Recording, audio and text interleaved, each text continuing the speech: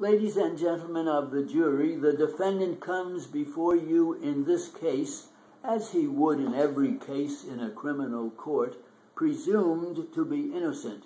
That presumption rests with him from the beginning of the case to its conclusion. The burden is on the state to prove his guilt. That burden rests on the state from the beginning of the case to the end. Furthermore, the state must prove the defendant's guilt beyond a reasonable doubt, or it will be your duty to acquit him. A reasonable doubt has been explained as follows. As you attempt to determine from the evidence that has been adduced in this case whether any point essential to the state's case has been proved, if you find yourself thinking that either of two possible conclusions may be true, so that you are reluctant to conclude that the point has been proved, and if such hesitancy persists after you have considered the evidence from all angles, then that is what the law calls a reasonable doubt. The defendant is entitled to the benefit of such a doubt, and in such a case, he should be acquitted. However, a reasonable doubt must arise out of the evidence and not out of any extraneous matter. It must not be based upon an emotional feeling of sympathy. It must be a doubt based upon reason and an intelligent weighing of the evidence. It must be more than a mere fanciful doubt, such as a lazy or a timid juror might conjure up as an easy way to decide a case.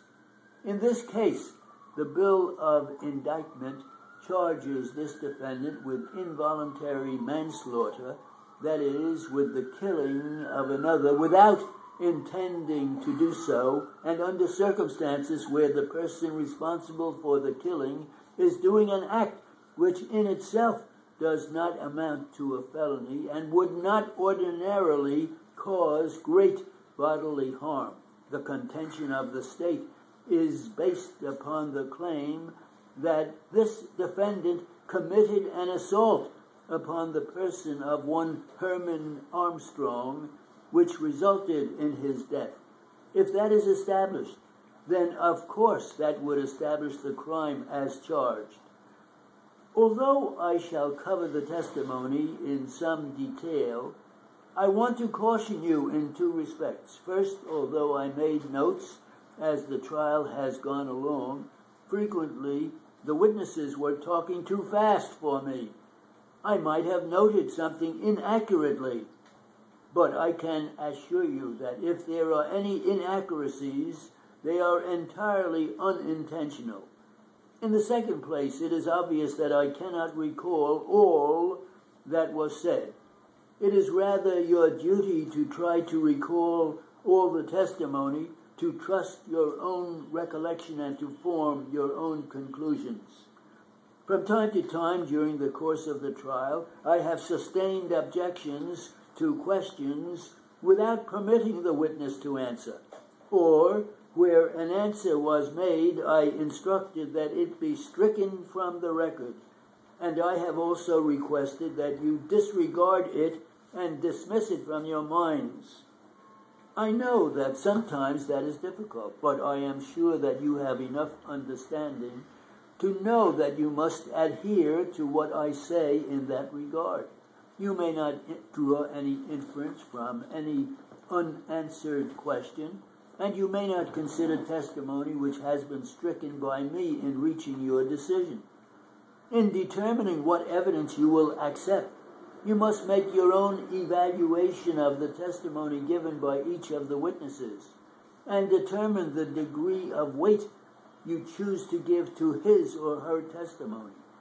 The testimony of a witness may fail to conform to the facts as they occurred because he is intentionally telling a falsehood, because he did not actually see or hear that about which he testifies, because his recollection of the events is faulty, or because he has not expressed himself clearly in giving his testimony.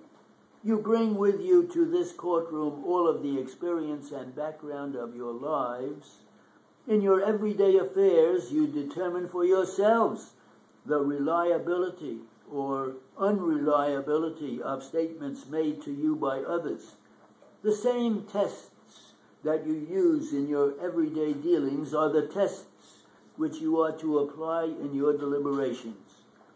The interest or lack of interest of any witness in the outcome of this case, the bias or prejudice of a witness if there are any, the age, the appearance, the manner in which the witness gave his or her testimony on the stand, the opportunity that the witness had to observe the facts concerning which he or she testified, the probability or improbability of the witness's testimony when viewed in the light of all of the other evidence in the case,